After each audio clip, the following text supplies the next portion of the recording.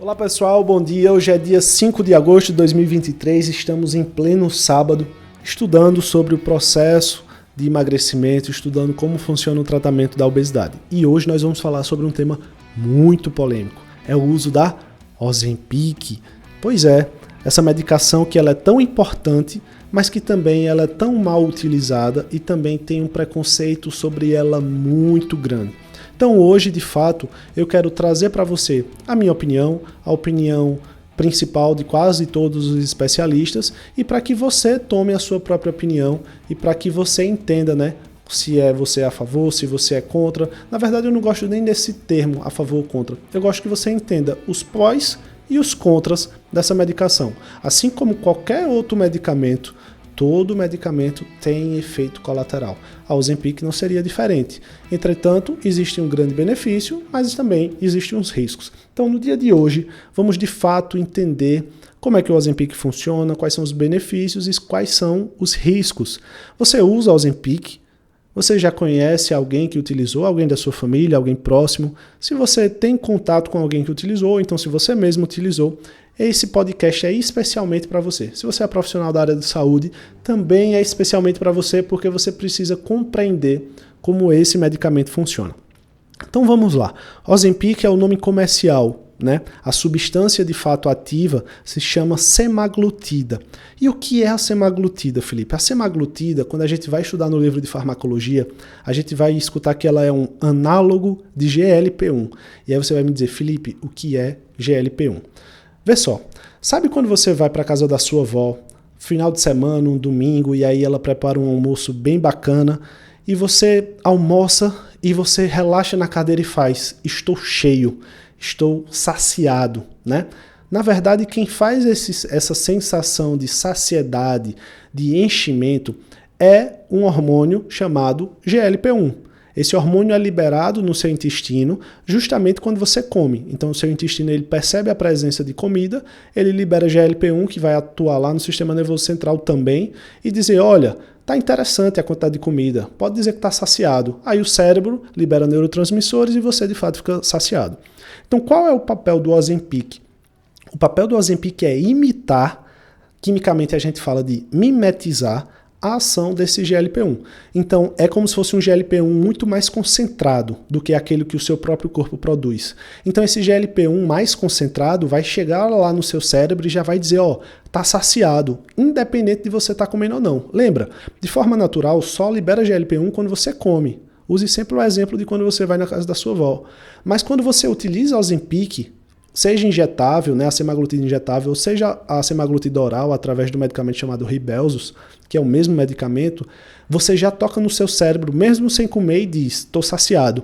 É por isso que vem os efeitos colaterais principais de enjoo, né, aquela sensação de empachamento, aquela sensação de que a comida não desceu, as pessoas ficam de fato com náusea, chegam a vomitar.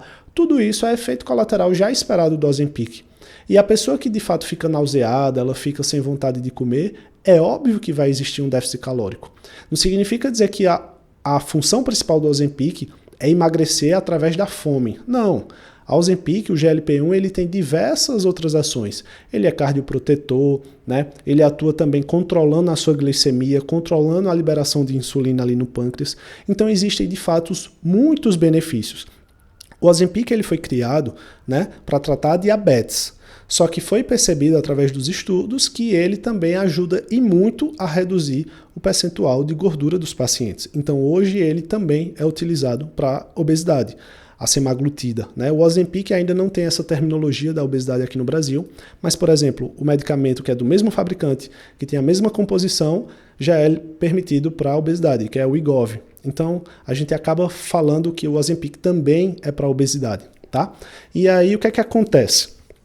De fato, é um medicamento que tem muitos benefícios, só que agora a gente chega nos riscos. Quais são os riscos? Primeiro de tudo, um tratamento caro, pessoal. Cada canetinha de Ozempic vai ficar na faixa de uns R$1.000 por mês, dependendo da dose que você vai tomar.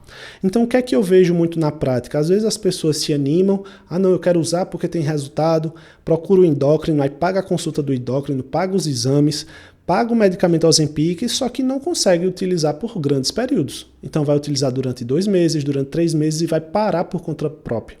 Isso é o grande problema, porque quando você para por conta própria, na maioria das vezes você não mudou os seus hábitos, você não mudou o seu comportamento, você não mudou a sua alimentação, você não começou a praticar exercício físico. Aí quando você para o Ozempic de vez, tudo volta, porque era um resultado que você estava tendo de forma forçada através do medicamento, não porque você mudou de fato os hábitos.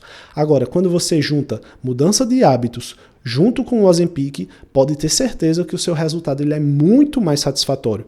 Alguém pode fazer a pergunta, tá, Felipe, por quanto tempo é o tratamento com o Ozempic? É tempo indeterminado. Por quê? Se a gente for seguir as diretrizes, o que é que acontece? O médico prescreveu o Ozempic para você, você vai começar o tratamento, aí começou a perder peso. Quando você começa a perder peso, é como se fosse uma curva decrescente. Então você tinha mais peso, vai perdendo. No dia que você parar de perder, ou seja, você estagnou, o médico vai dizer, pronto, agora que está estagnado, vamos avaliar por quanto tempo você permanece estagnado. Então se você continuar por mais 6 meses, por mais 1 ano estagnado, o médico faz, opa, está na hora da gente reduzir. Então você vai perceber que a retirada do Ozempic não é com menos de 1 ano, na maioria das vezes. Então veja, se você vai fazer um tratamento de mais de 1 ano, né, gastando R$1.000 por mês, é um tratamento de mais de 12 mil. E aí eu já faço a pergunta, né, você está disposto? Você tem condições financeiras? Porque senão, de fato, você fica se apoiando no medicamento, utilizando ele como uma bengala emocional para você se apoiar, mas você, de fato, não trata o problema. Porque o que é que acontece, que eu vejo muito com os pacientes? Utilizam o Ozempic, começam de fato a ter um resultado. Só que quando começa a ter um resultado, não muda a alimentação, porque fala, não, eu estou emagrecendo do mesmo jeito, olha, eu comi um chocolate e eu continuo emagrecendo. Final de semana eu estou saindo e continuo emagrecendo, mas está continuando emagrecendo porque o poder da Ozempic é muito forte, mas você não está mudando seus hábitos. E aí quando você para de forma abrupta esse Ozempic, os seus hábitos que ainda são ruins, seus hábitos eles afloram e você ganha todo o peso. Então acontece demais dos pacientes utilizarem o Ozempic se sustentando apenas no resultado da Ozempic. Eu conheço pacientes, por exemplo, que usam Ozempic, mas todo final de semana come McDonald's e come várias vezes durante a semana. Isso é um grande problema. Por quê? Porque você está tratando por um lado, mas ao mesmo tempo você está ingerindo muitas calorias. Então quando você retirar o Ozempic, o peso vai ser todo reganhado. E a última situação que acontece muito é o uso indiscriminado do Ozempic, principalmente como forma estética. O que é que acontece, pessoal? Vocês precisam entender que a Ozempic ela é uma aliada no tratamento da obesidade.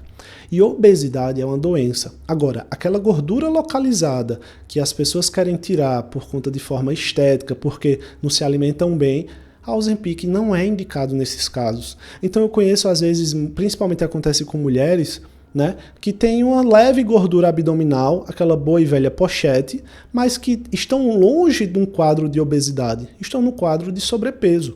Pessoas com sobrepeso precisam apenas de mudança no estilo de vida, precisam fazer suplementações e mudança no estilo de vida para que, de fato, controlem ali o metabolismo. Só que às vezes eu vejo pessoas, eu já vi, por exemplo, pessoas do meu ciclo social, pessoas que são, por exemplo, modelo. Algumas meninas que são modelo, ou seja, que já têm de fato um peso adequado, mas tem uma composição corporal inadequada, porque tem um pouco mais de gordura do que massa magra, e aí querem utilizar o Ozempic para acelerar a perda dessa gordura. E isso é um grande problema. Então a gente precisa de fato ter um cuidado e saber quando é indicado e quando não é.